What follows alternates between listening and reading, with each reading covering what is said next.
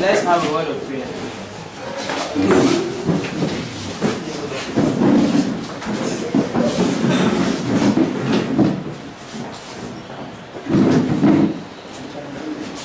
Israel company o madawasi. Amen. Ya pa o me do aso mpempen so dia bedu. So se fi mu so ni mu atu ni na che. Na de fia bi so be kan ho na ma yenti ase. O wasi mu ni. We na show o do ba Jesus Christ ni. Amen. Amen.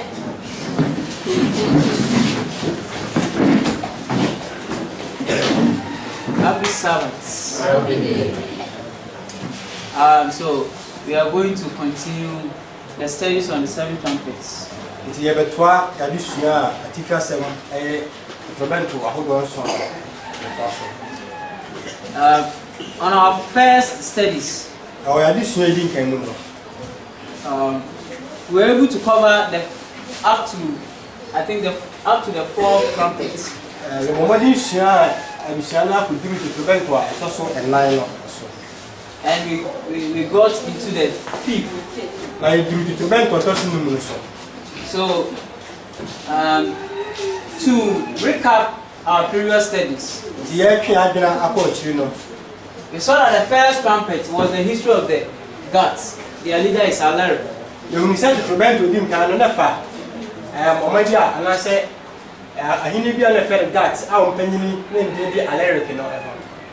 the second trumpet was the group Vandals, and their leader was Genseric.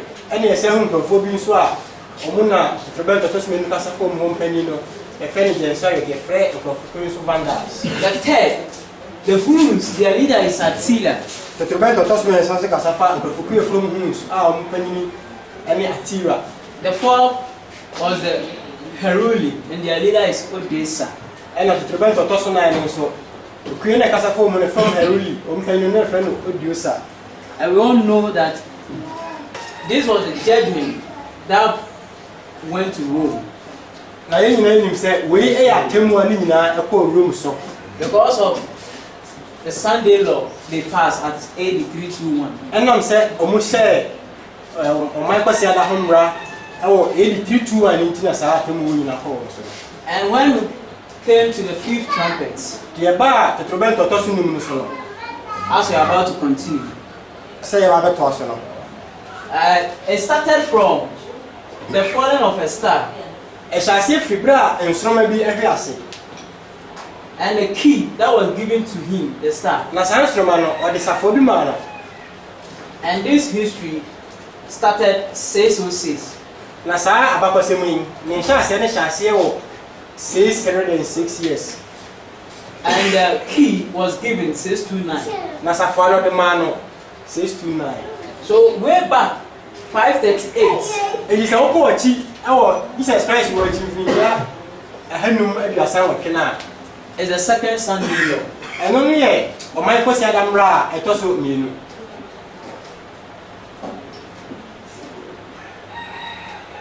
Which means the 5th and the other trumpet that we are about to study Ai try say the trobento to sinum ene trobento to ase ba dusua no. is also judgment against Rome. And also eye atemu etia Rome fi so mhia o mai ko se adamra to so mienu. Okay. So yesterday we reached the key that was given him, which is Muhammad. E general no idru safo adema Muhammad no eso. So we are going to continue. Tie be to so. We are going to read from Isaiah chapter 9, verse 15. E ba ken kan bi befro before Isaiah ngoma etia ye enkono chichimu a eye edu enu. Because in the book of Revelation chapter 9, Biso o he na bi 70 ye enkono na that was talking about a falling star, ana kasafa ensoma bi ahwe ase no na. and a key was given him. Ene safo de man no na. He uses the key to open the bottomless pit. Safo de man no o di bie amana donko no. And when you read something about the bottomless pit, Na o hye bi fa amana donko no ho a. it's the same word that was used in Genesis chapter 1, verse 1. Asem pro na no yusu ni wo. Mo se mo medin kan ti ba ko ni chemu e ba ko. Let's read, then we get to Isaiah. Yeni kan Genesis sen chapter kan 1, mo verse se mo 1. medin kan ti ba ko ni chemu e ba ko asa ne ya ba. Di fa Isaiah grata ni. Yenti Awurade asem. mfitiaseɛ no onyankopɔn bɔ ɔsoro ne asase na asase yɛ basa ne hunu na esum wɔ ehunu ani onyankopɔn ho butu nsuo n'ani. Yeah. So in the beginning, God created the earth, the heaven and the earth. Enti mfitiaseɛ no onyankopɔn bɔ ɔsoro ɛna ɔbɔ asase. And the earth was without form. Na asase yɛ basa ɛne hunu. That's the bottomless pit. Ɛno ɛne amena donko no. A place of desert. Biaya ayɛ amanfo. Yeah. So we will see that Islam, they rise from the desert land. Enti ehuni sɛ nkremosom no ɔmo pagyae ɛwɔ asase pɛsɛ so ana asase yɛ amanfo so. And you can read series of bottomless pits in the Bible. It always talk about deserts. Na ofa amana donko ho adusua ɔba do no a abribia ne kasafa asase pɛsɛ. So when you open the bottomless pit, into obra bie amana donko no, there was we see locust. Yehu se ntutu me. And they use their tail to stick. Na omu de omu pia ewowo. So that the tail we are going to read from Isaiah, the symbol of the tail. Into omu dia na be kan Isaiah amana kire dua no de gina homa. Isaiah chapter 9 verse 15. Yentie Erade asem. O before Isaiah ngoma itie eye nkono. Tichemu edunum Erade asem. Openi ni animunyamfo no ne etire no. Na odifo etro kire ni dua no. So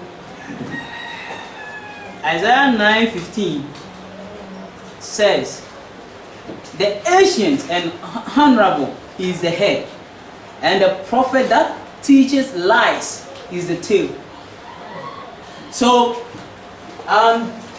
they were using the tail by the prophet that teaches lies, who is Muhammad. Enti odifo a o checha tro a na onunu Muhammad no o na edi edua ne ye. And the tail is found in their book, they call it Quran. Edua no obenya no wo krata na se omu krata etun ni Quran no. It is from the tail that they influence with their false doctrine to test people. Enti free dua no mu e na omo de o ma tro hyehyere no e de enipa. I'm going to read some comments on Daniel Revelation. Makin kai asem bi wo Daniel ene disem nkrata ni.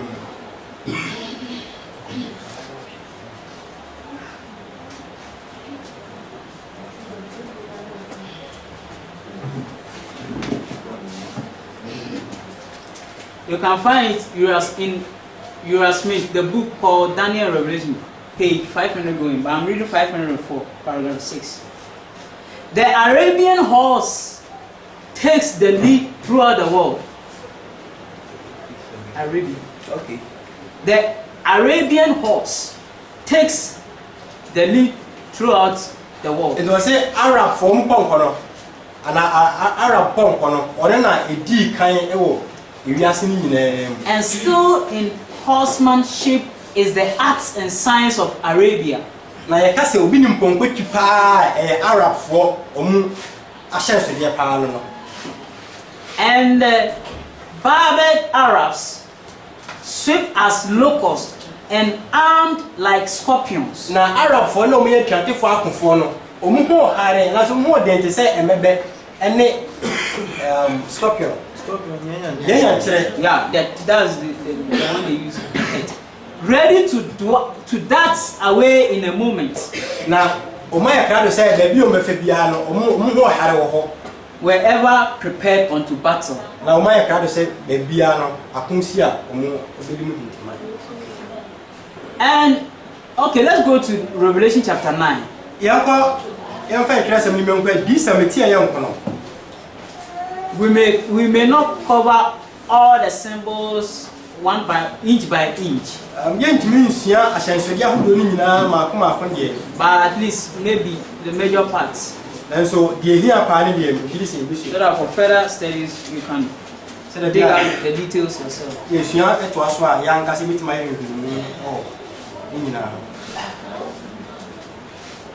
In the book of Revelation chapter 9. Okay, Kai, this cemetery young Konograta. Verse, let's begin from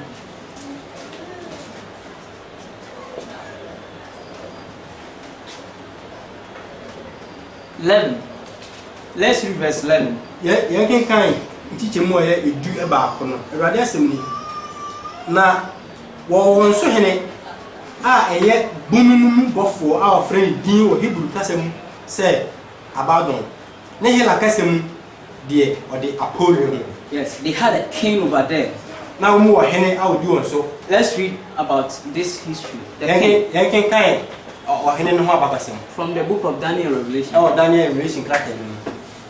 Say they had a king over them. Na omu wo hene a odi won so. From the death of Muhammad until near the close of the 13th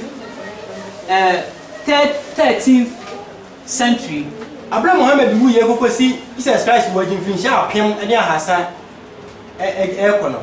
the Mohammedans were divided into various factions under several leaders, Muhammad achidi fo no ni wo achi na omu chiche e ma ombenya kanifa hodo with no general civil government extending over them all. obra na ye nya amemmo kesi bia ne di wo mu nyina eso. Near the close of the 13th century, Obra Yesu Kristo wo jin finsha apem ha mensa kona wiye no. Ottoman founded a government which has since been known as the Ottoman government or empire. Opani be fe no Ottoman o te amemmo bi a ene no e da so frɛ no Ottoman amemmo, which grew until it extended over all the principal Mohammedan tribes. na sa Ottoman amemmo no enyini ya ma e be kata Muhammad achiri form ti o mu no mu ankasa ti o mu penifo no e be kata mu nyina so, consolidating them into one grand monarchy. na o ka o nyina bom e mo be ya ahini kese ba ko. So the king that they had over them after Muhammad, the false prophet, was Ottoman. Enti obra Muhammad odi fotofo no wuye no ni wachi no wa hena obedi o musu fe Ottoman.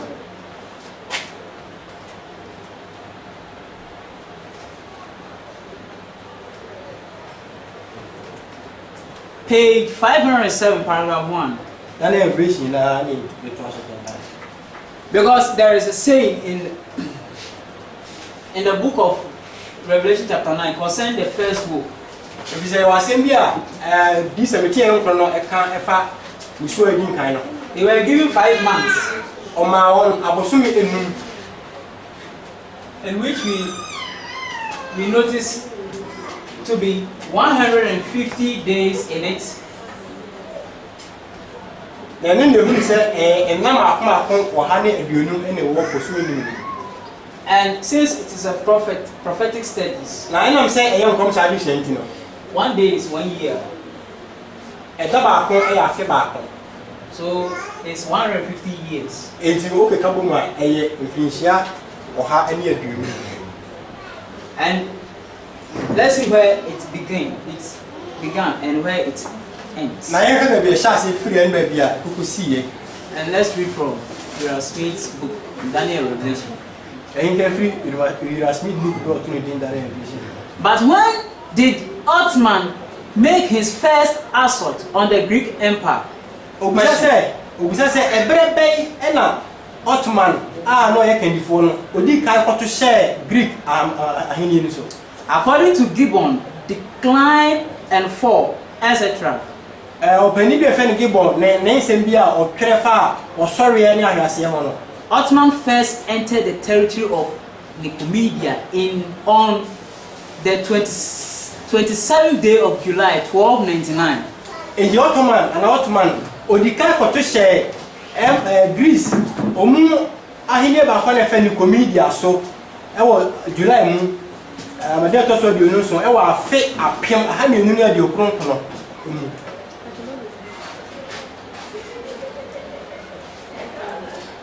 Don't forget that the trumpet sound then follows the woe. E ma ro mfisa to trumpet no e hyan a na musuo no so eto aso. That's how the first woe was portrayed.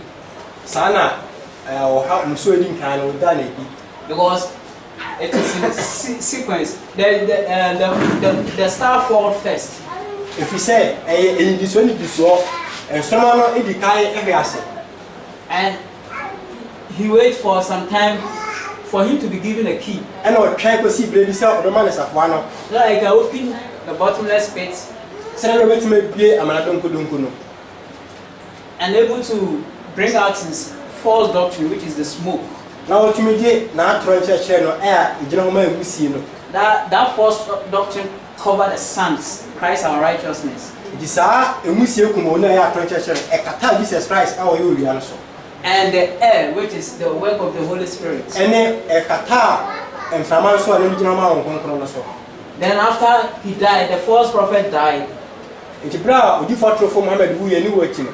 They had a king over them. O menya o hene anu di won so. And the king began the destruction because his name is Apollyon and Abaddon, destroyer. And o hene na sha ase di wo say ba bi se din ene na honam se din di Apollyon ala Abaddon. And the beginning of the destruction was on 27 July 1299. Na bra o share the say na se sha ase free July na to so bi no so o Jesus Christ o kin sha pema ha me ni do so. So assuming you were born on 27 July 1299. In the enfant say say ke wo July na to so bi no so Jesus Christ o kin sha pema ha me ni do so na. And you are to grow for 150 years. Na u nyini sa ko so be nyam fin sha o ha na aduonu mu a. Which year will be your birthday? E da be na nka o fin sha your birthday. Your birth, like your birth celebrate your. The birth is on 27 July 1299. So if you are to grow for 150 years, which year will you celebrate your birthday? Assuming 27 July 1299 plus 150 years. Okay. 1449. That will be a death day.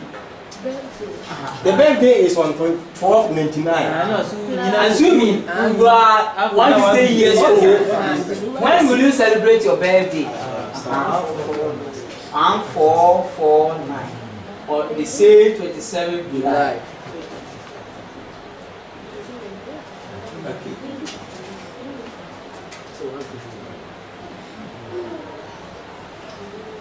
Indeed, a free Jesus Christ worthy. If you share a pim, I had no idea of equity. If you share a pim, I had 9 and you are 9 eh. If you share honey, you. This is also on the chart. When you saw a chart, we saw. This is a 606. And you know, I hadn't seen any. The beginning of the first book. And only Musu didn't kind of 1299. Jesus Christ was in Fisher, my having no ending at 1449. And the body be Jesus Christ was in Fisher. So it's our foundation that we need to study. And no, your fat payment just say you see any tears.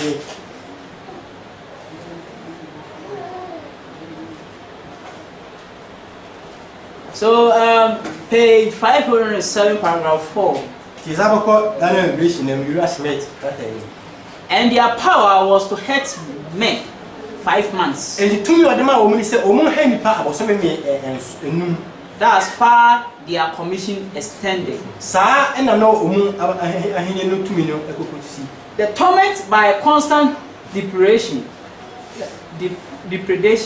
And to how the bar any password that was saying with the password, but not politically to kill them. Then you say, I'm a move from number 5 months. I was 30 days to a month. Or bra, ever 30 days now, I was about person. 30 days is a month. Okay, or the Bosome Ejahoma and Nama Diasa. Give us 150 days. It took a Kambumwa, Ebemae, and now have any abunum. And these days, as I may be symbolic, into a ashen signify 150 years. I Ejahoma and not or have any abunum, and I in few honey abunum. Commencing July 27, 1299. Now, as I say, oh, July, that also you know, so, oh, Jesus Christ working for Shah, the 150 years reached to 1449. Now, Jesus Christ working for Shah or Pem, a Hana near you, 9 Elkono, and now the brand could see a So, in the simplest way, in the simplest way, the first war.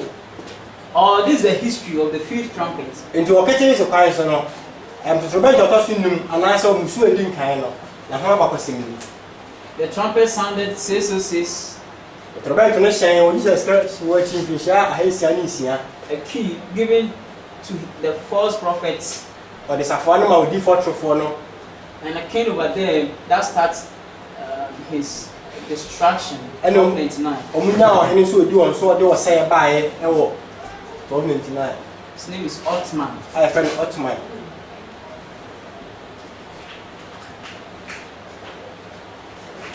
And it ends 27 July 1449. And I call a year July that also do no so Jesus Christ which I came to which I came here and I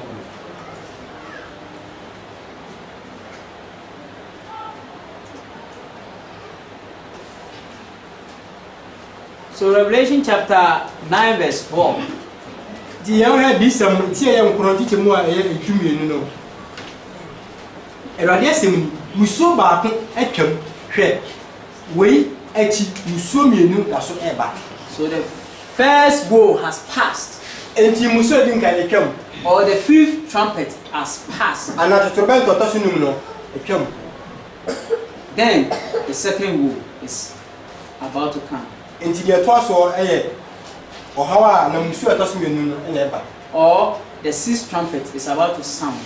And not a trumpet or Tossun Siano, ever shame. So let's read the sixth trumpet. The trumpet or Tossun Siano. Revelation chapter 9 verse 13. These are the young quantity more agreements, Radiasini. Na Obofwa Tossun Siano Shane, a Trobento. Nam Chibi, I free Sika, Afari Buchia, I see a cook one num. And Nimno May, Nine. Na a catcher, Obofwa Tossu and Sia out of Trobento, they say. Sane, above 4 by 9, was a someone. A suban tank a say over to one. No, Sane, above 4 by 9, I was yes, one. Ama a don, ne a da, ne bosome, ne a feno say. One kummunipa, and teach a movie and some barco. Na me say a dom, I'll take upon Coswo, no anusi or pidu, our draw or pidu. Okay, amen. Here we also find a lot of symbols here. I also, should be your. First of all, we can see voice that were heard from the four horns of the altar. The link I will say that you need be if we are for which I may hold one night. Which voice is that? A neighbor. Who is it? Well, here can we locate the four horns of the altar? Now, I for which I know, a baby and I so never know. In the sanctuary where? Oh, and to my then we find a blue. I for which I know, I mean, nice. In the holy place. I will come from behind the The same thing we can find the golden sticks. A while son a blue, a Canadian. And a table of shewbread. And a Cherepan opener. Who is walking among the golden stick? A man and a numb. A Canadian internal. Yes, Revelation chapter 1 tells us. Jesus Christ and a numb, a Canadian. So if they are all placed in the holy place, And you say, I will come from behind the and you heard a voice from there, who who is speaking? Christ. Christ. Jesus Christ. So it's Christ who is controlling this movement. And Jesus Christ, and as a Dumakuyo, and I said, As I said, because he's using them to punish Rome. Send them big and or the Sa or Hano air pure Roma song. And he said, lose the four angels. No can say, Jai above 4 and 9. Don't confuse yourself. When you see star, angel is the same as leader. And my wife in your book, and my dream your Casserene, so who and Stroma and they above 4. Ijinaho, Emma, or can before. And every leader has a group. Now can you phobia also in power Or a place or a territory. and I'll be idea of dinner in penny. So let's read something about the four angels. Taking can be far above 4-9. Daniel Revelation 508 paragraph 1. Oh, you asked me start not in the revelation. These were the four principal sultans of which the Ottoman Empire was composed. Is a Solomon and above 4-9 window. A year I can defy him for phobia. Now, I can't tell my hanging one about. Located in the country watered by the great river Euphrates. Now, open your move. Baby ana nsuo airfit eda omaya na nsuo airfit eda no. These sultans were situated at Aleppo. Na saa akanifo ahemfo na wo sei no baby ana be hu mu no yedi nkan Aleppo, Iconium, we just me near Iconium, Damascus, and Damascus, and Baghdad. and Baghdad. So the 4 angels that were restrained are these sultans in this territory: Aleppo, Iconium, Damascus, and Baghdad. It was someone like anasa before na ya hichiru mu no. Aleppo mu kan before Iconium, kan before Damascus, kan before Baghdad, kan before. And they were prepared for an hour, Na yesi mu edema edon day, eda months, bosome year. ene afe. So before we can combine this time, Ntia say bit makasa ena hodo nyina abum no. we need to convert each into days. Because here dane emu bia ema no koye ena ahodo. So if you are to convert, first of all, year into days will give you how many days? Gedi kan no afe ba ko ebe ma o ena ma ko ma ko say. 360 days. Ebe ma e ena ma ko aha side bisia. Months, how many days? Day, how many days? Day, no. Okay. Day is 1. But I will give you points. 15. Which is half a day. Yes. So when you will be able to get this in a day, literal days, then this day, It is a enya we nyina o ena mu a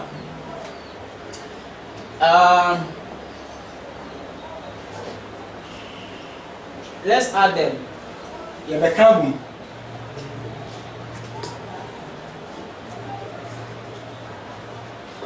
No.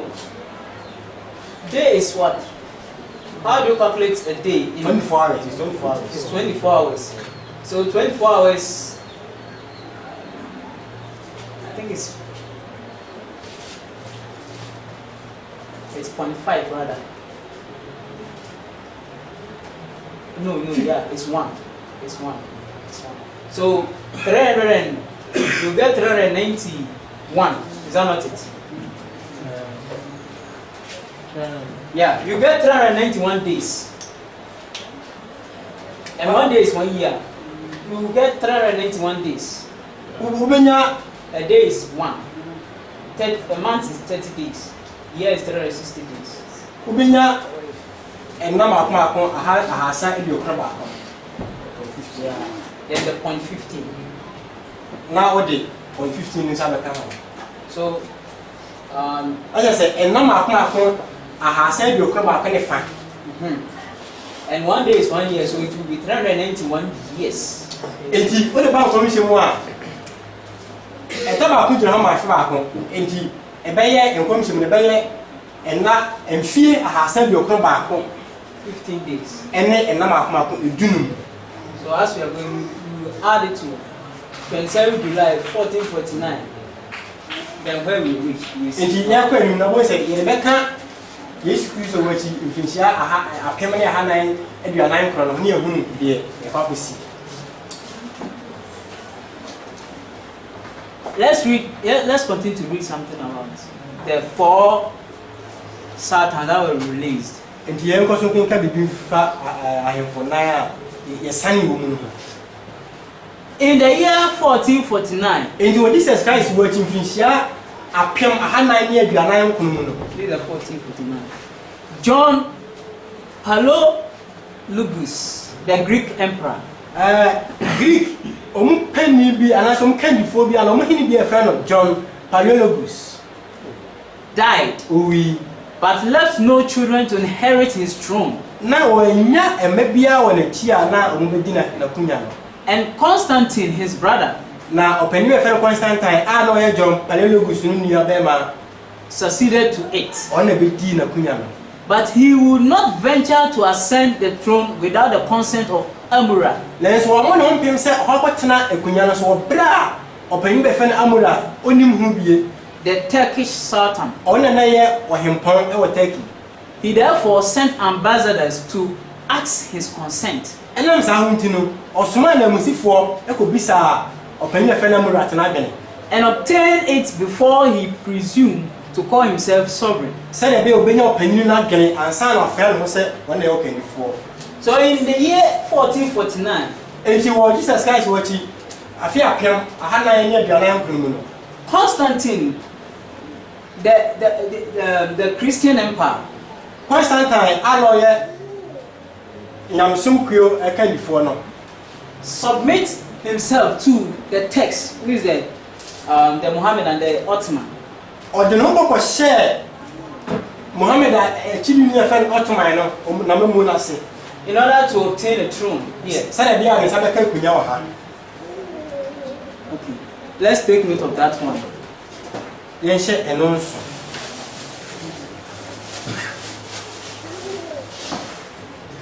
Okay, it continues. Let this historical fact be carefully examined in connection with the prediction given above. Saa abakɔsɛm ɛnyina so yi ne mɔmɔden sɛ yɛbɛhyɛ ne nso paa ɔbra yɛde kɔtoto nkɔmhyɛ a ɔhyɛ ne ɔsoro hɔ no. This was not a violent assault made on the Greeks. Ɔsi wei no ɛnyɛ ntɔkwa a yɛkɔɔ Greekfoɔ no so.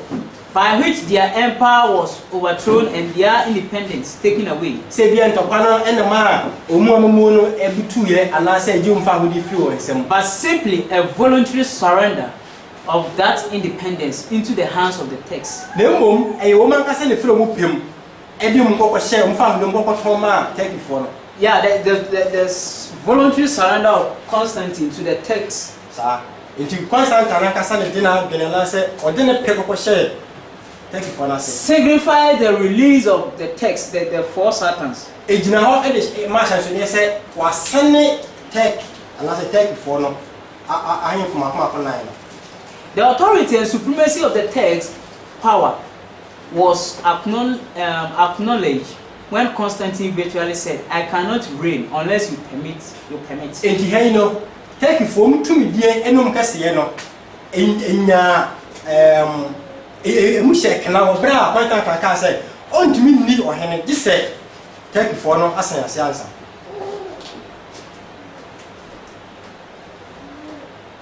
Okay, let me continue with the time that they were given.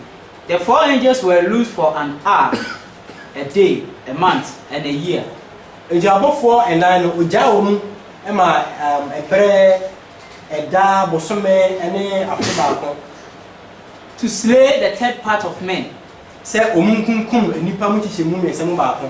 This period, Saa bere yi no during which Ottoman supremacy was to exist, ɛno na Ottoman ne tumidie no ɛte aseɛ ne kwakwesi no.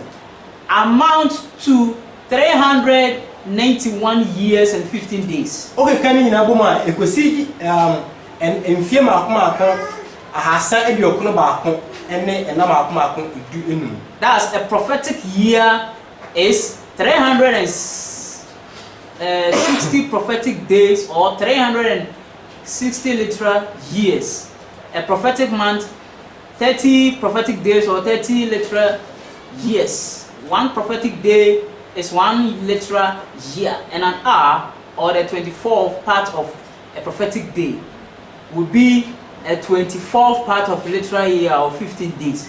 The whole amount to 391 years and 15 days. Edu kan nyina bom a sɛ yɛn di kan kɛkɛ gu ase no. Ofa nkɔmhyɛ mu no fa afe baako a ɛnam baako ahasa aduosia ɛna ɛwɔ na baako. Odi gyina hɔ ma mfie baako ahasa aduosia. Ofa bosome baako a ɛnam baako aduasa ɛna ɛwɔ bosome baako. Odi gyina hɔ ma mfie baako aduasa ɛwɔ nkɔmhyɛ mu. Saa nso na ofa ɛda baako a ɛwɔ ɛda baako na ɛwɔ mu. Odi ba nkɔmhyɛ mu a ɛyɛ afe baako. Saa nso na ofa dɔnhwere no nso a ɛyɛ ɛda fa ɛna ɛwɔ mu. Odi ba nkɔmhyɛ mu a ɛnam baako edunu. But although the four angels were thus loosed by the voluntary submission of the Greeks, ɔsɛ na so wɔn sɛ abɔfoɔ nan no wɔbra Greekfoɔ no mu nkɔkɔ hyɛ ɛbɔtɔman na Turkeyfoɔ no ase no ɛna wɔsane wɔn mu deɛ. yet another doom awaited the seat of empire. Nanso na esum kɛseɛ bi ɛretwɛn amamuo no.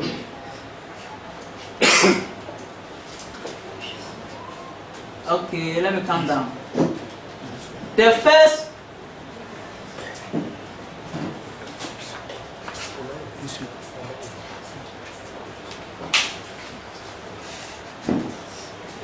We are going to the first part of this description may have reference to the appearance of these horsemen. Enti abakwa se me fe di nkan no ejina homa abra aponkosotefo ni pie no. Because when the sixth trumpet sounded and the four angels were released, there appear some horsemen. If you say obra the trumpet to tozi se ale shen no. You say yesane sana bofo ni say aponkosotefo bi su pie.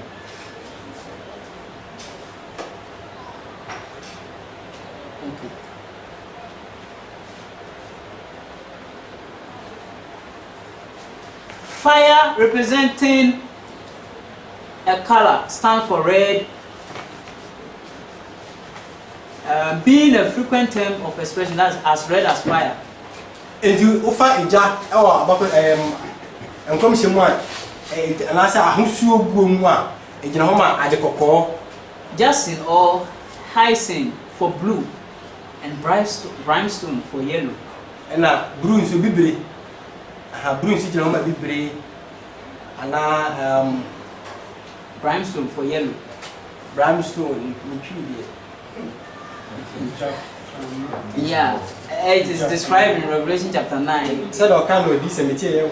And this color greatly predominated in the dress of these warriors. Nasa a bosu makma me se bosu we no. Sa ofa sa akufo nan ya ye umuje no mabofo nan na. Omunta de shemu no na eno pa ne dimu hintimai pa. So all the description is about the Ottoman, the army of the Ottoman empires. Enti sa ahyansudi e keka yi no ye abosu makma pa nan ni nyina gina ho ma Ottoman omu aka bifo aso da from. Let me read something about the time. This supremacy of the Mohammedans over the Greeks was to continue. Mohammedans and Mohammed for so Greek forms to me not as already noticed, 391 years and 15 days. Say a woman do Musa Finsha, I have said your club and commencing when the 150 years ended, July 27, 1449. A chassis, a bra,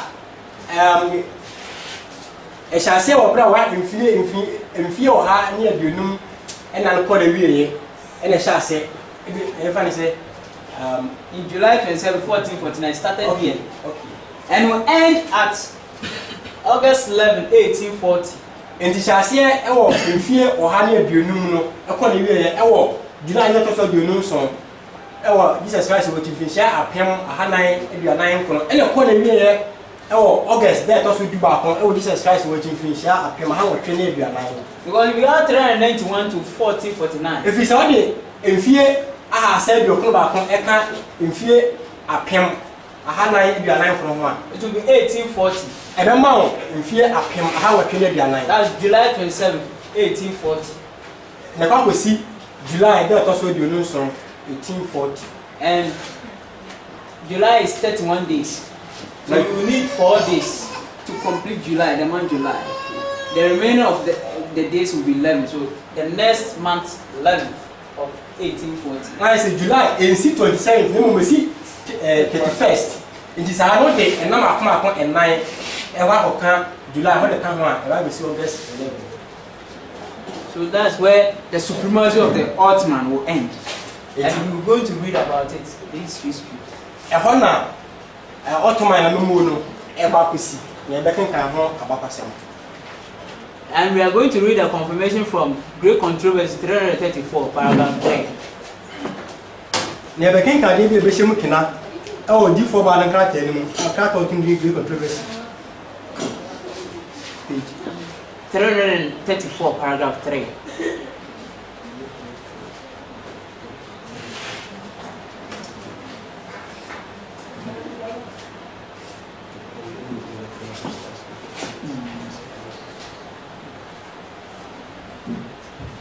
Many who witnessed the falling of the stars looked upon it as a herald of the coming judgment. Ɔse enipade do na omu ya dance for bra nsoma tutugu ye no. Ade a ba omu nyina tirimu ni say atemu na eba. So here Mr. White is telling us a fulfillment of prophecy concerning the falling of stars, which is a sign of the coming of Christ. In Jesus Christ, Jesus Christ no my. When you come to paragraph in page 334, paragraph 4. So about page 334, paragraph 4 now. She is saying, in the year 1840, another remarkable fulfillment of prophecy. Or say this Odi for man say in fear apem how tray any aduanan mu no yenya enkom hye bia ebam excited widespread interest. Na many pen nyina ho ba ye ho so 2 years before ansa na sa oyini besi na emfie menu atwam no Josiah Ledge, one of the leading ministers preaching the second advent, published an exposition of Revelation 9.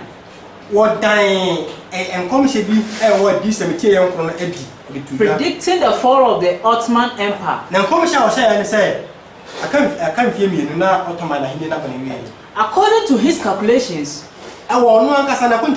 this power was to be overthrown in AD 1840. Ottoman Empire Jesus Christ sometime in the month of August. And only a few days previous to its accomplishment, he wrote, allowing the first period, 150 years, to have been exactly fulfilled before Decos ascended the throne by permission of the text.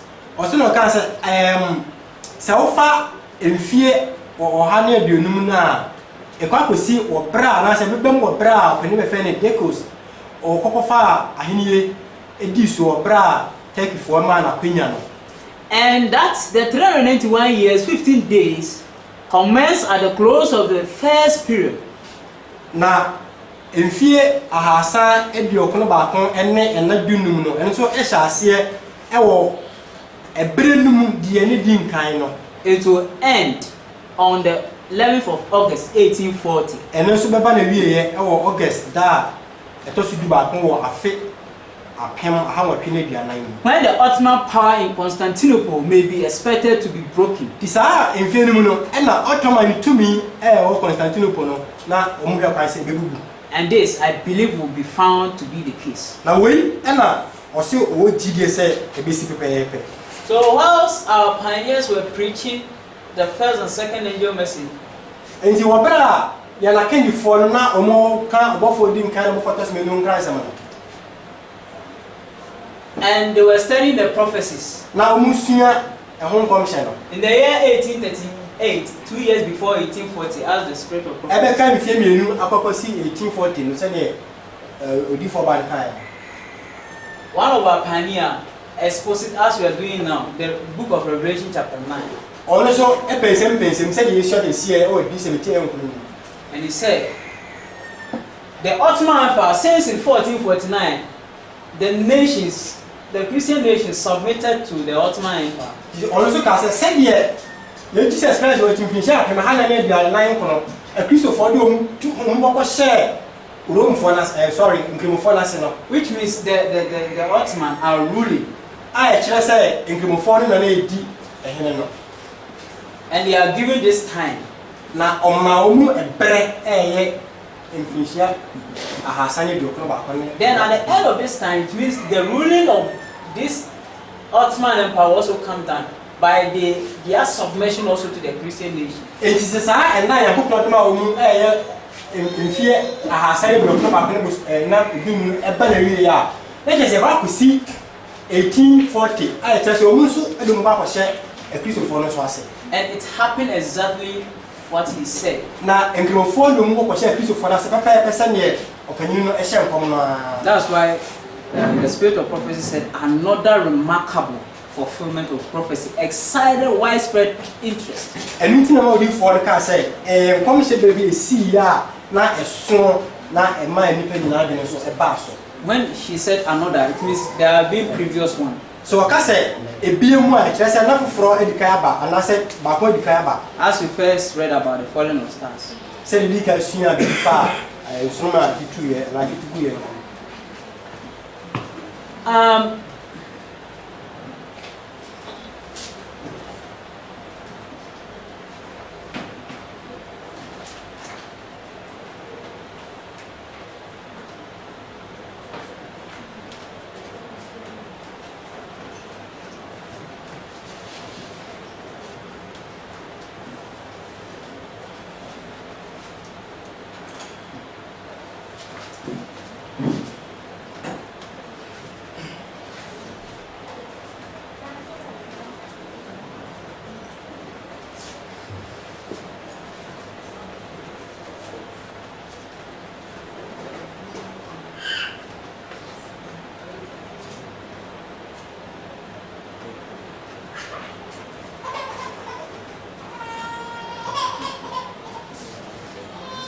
Think what I want to add, let's read Revelation chapter 9 verse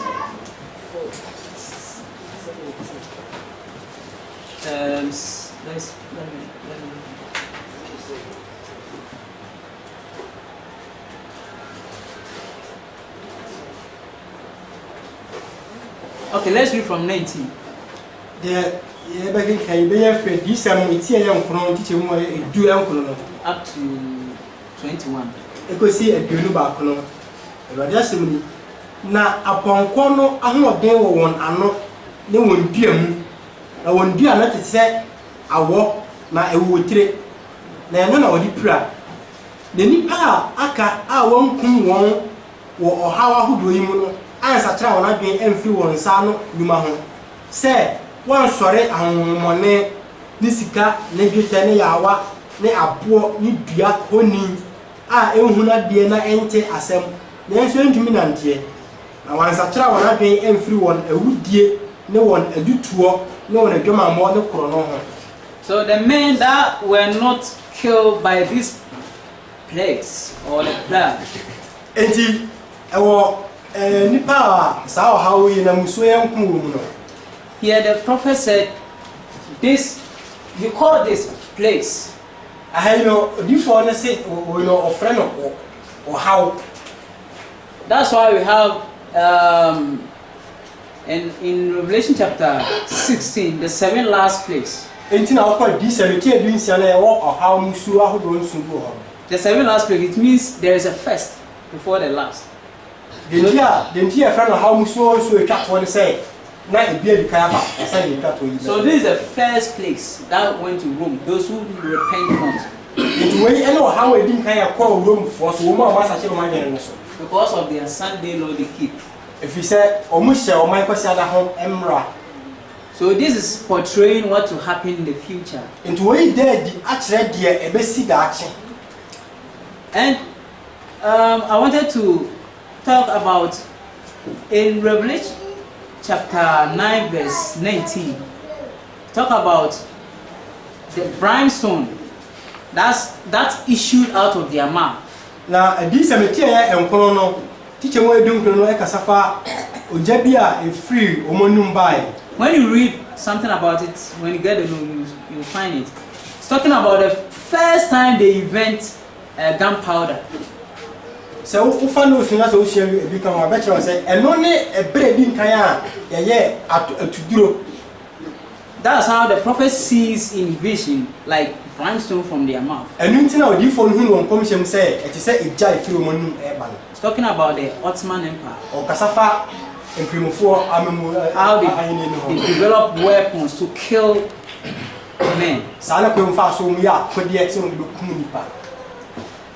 So when you come to chapter 10, And it's all about this cemetery duna. because from chapter 9 to verse 21, the first and second woe has come.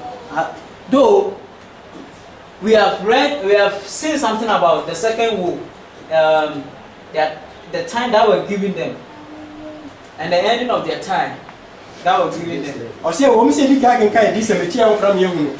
ebra odema wo mu ene ebre no bre ko na wie.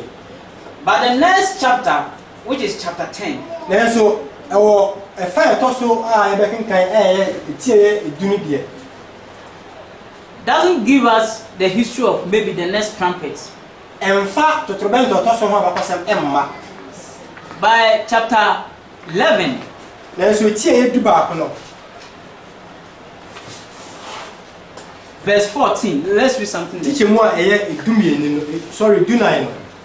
Kinkan bibu ho. Yohane di se tie edu ba ko ni temo edunai rodesin. Musu etosumenu na twam hwe. Musu etosumensa e ba ntem. So we will find that in chapter 11 verse 14, in chapter 11 verse 14, the angel said, the second woe has what? Passed. And behold, the third woe come quickly. Na o kan kan di se metie en kono nche mo edina na o kire en se mo fo ne se musu a edi kan etwam na musu etosumennu ba. So it means from Revelation chapter 9 verse 12, E kire se o kan kan free edi se metie en kono nche mo edimenu no ekosi going, verse 12 going. e kona Chapter 10 verse 1 going. ene etie edu nche mo e ba kon kona. Chapter 11 verse 1 up to 14. Ene etie edu ba ko nche mo e ba kon kosi edunan na. It's a package of the second woe. Ni nyina o kan bo mu a eye o hawo aye to so menu no e na upon to fasa no. It means when there are lots in that studies. E kire en se e normal be bre ho a e wo sa adisu. Because when we completed chapter 9 of the second woe, If it's over e wie etie ya nkono eye musu etoso menu. chapter 10 is about the Advent movement Etie ye du no eye akwanhefo ekuyu no e ho asem. from 1798 to 1844. Aye sha se Jesus Christ wo jin finshi apem ahanso ne aduo kono wotwe ekosi Jesus Christ wo jin finshi apem ahawotwe ne aduanan ennan. Then chapter 11 verse 1. Enti sa oba edi se metia ye edu ba ko ni chema ba ko na It's also talking about the French Revolution. eno se kasafa France omu amemu amemu sa shrai no From 1793 around to 1796. eno se sha se Jesus Christ wo jin finshi apem ahanso ne aduo kono miensa ko si finshi apem ahanso ne aduo kono sia.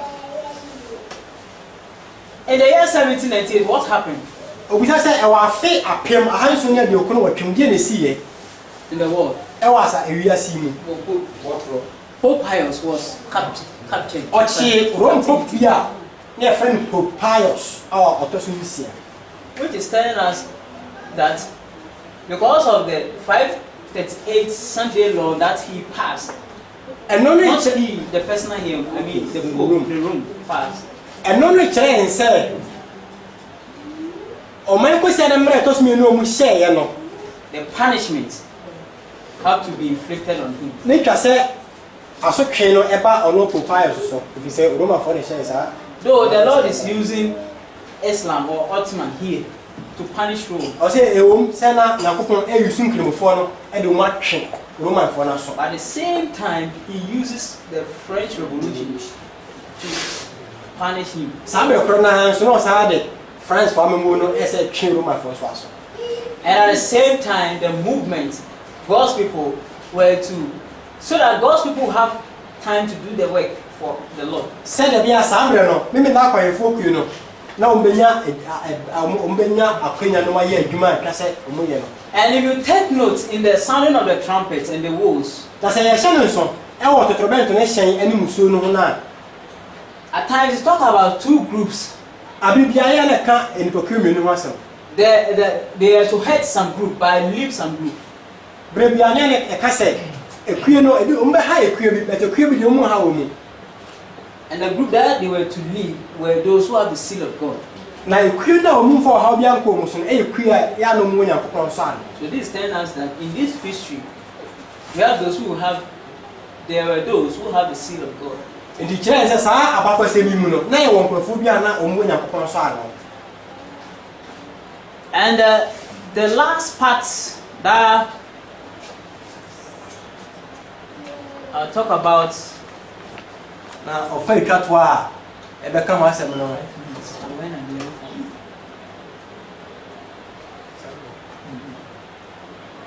okay, we'll find it in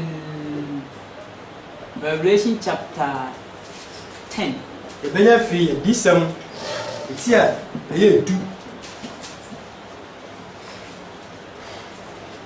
verse 6. teacher mu a e Start from verse 5. teacher mu enum e kono e wada asem ni na obofo amunu ni se ogina po ni asase so no man so kire osoro na okade otiase dada a obo osoro ndi omu ni asase ndi omu ni po ni di omu no won tam se bebi ni obi omu na mmom na obofo otoso nso no be hyen na aban no na onyankopon hintasem no abam se de oka ho asempa kire ne nkwa difo no na ene amti free soro no ne me kasa bio se kokoje enwoma ketwa a obue mu no obofo a ogina asase ne eposo no nsem na me ko obofo no. It's all right. So the angel said that when the seventh trumpet, the seventh angel sounded the seventh trumpet, na he no obofo an se obofo to so so instrument na the mystery of godliness will be accomplished. sa e ho na onyankopon hintasem ni nyina bebam. What is the mystery of godliness? E de ne onyankopon hintasem. What is the mystery of God? Onyankopon hintasem pa o de na. Is it Christ in me, Christ in you, the hope of glory? Hintasem ne Jesus Christ o ti mu no ti mu aye ne da so aye ni. I think you can find in Colossians chapter 2. Be ne for for enkrata ni ti mu. So before the third woe will sound, it will continue, or the third trumpet will sound, God will have accomplished his mystery. There's one text that I want to read about the sounding of the sixth trumpet.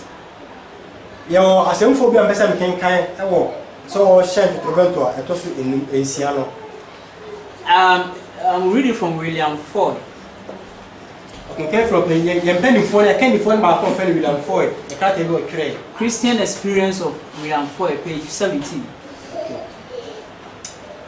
There is a vision that God gave William Foy.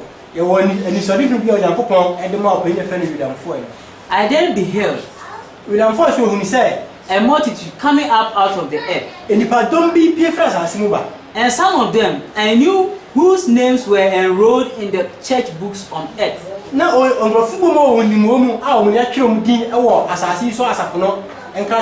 Some of whom I had seen communing with the saints of different orders. And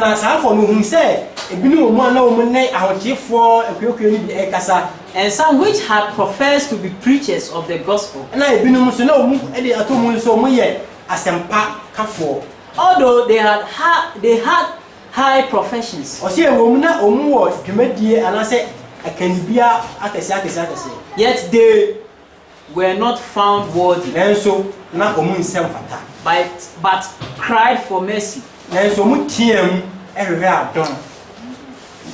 and sank with those who had blasphemed.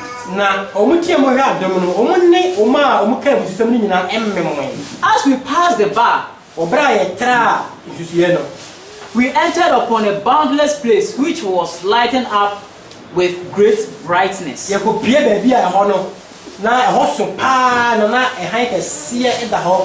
the place through which we passed, I beheld a mighty angel clothed in pure white raiment,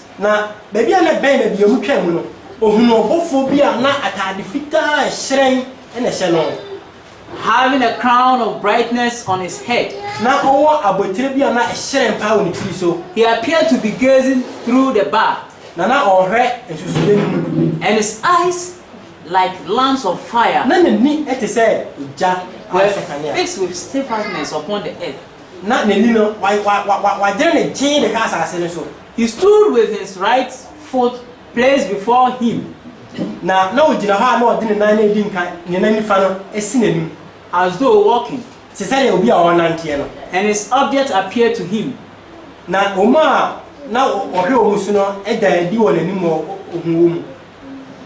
To reach the earth,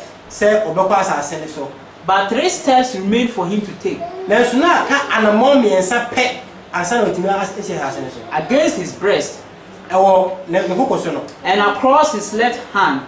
Ewo ne nsa bonkum mu no. Was as it were a trumpet of pure silver. Ohuade bia na ete se totrobento a yede silver projen e na aye. Let's take note of what I'm trying to do. Here's the point. And a great and terrible voice came from the midst of the boundless place, saying, Osi na otie ni dindin ana ehu pa efri bebi anom jina kakraka na na ka say the sixth angel had not yet done sounding. Obofo a otoso nsia no na totrobento hyen no on hyen wi. The mighty angel placed his right foot upon the sea, left upon the sea in August 11, 1840. Obofo kasia no ade na na esi ekoso ewo August na to su ba ko ewo afe apem ha wa twene duro nan no. And here is another cry that the sixth trumpet has not done sounding. Ene ya sa tini bi so ase totrobento to su nsia no onya hyen wi. Though the woe has done the work, Ewo mi se musuo no aye na dwuma de. but the trumpet is still sounding. Na so na totrobento no guso a wo hyen. Numbers chapter 10, the sound of trumpet without woe is what? Okay, kai na numri etie duna obi hyen totrobento a musuo nkan ho gina ho ma de. They had to assemble. So they were assembling on October 22nd, 1844. Ejina ho se nka so mbo abo mu anu anu mbo abo mu njo mbo abo mu ewo. So the first trumpet, the sixth trumpet sounded from here and done the sounding in October 22nd, 1844. And the totrobento to sin sia na hyase ewo 1449 ko si 1844. And the war began from 1449 and end 1840. Enti musuo no so hyase ewo 1449 ko wie o 1840. So if the sounding finished in 1844 and the next is about to sound, then the seventh trumpet will sound from here. And it was studies. Se totrobento to sin sia no hyen wie na so gusu hyen wo 1844 na kese nso no ebe to aso bra totrobento sia ndo bana wie. So let's rewind it and continue. Enti every last day this year na ya to aso ewo ni ka to. Let's more empire.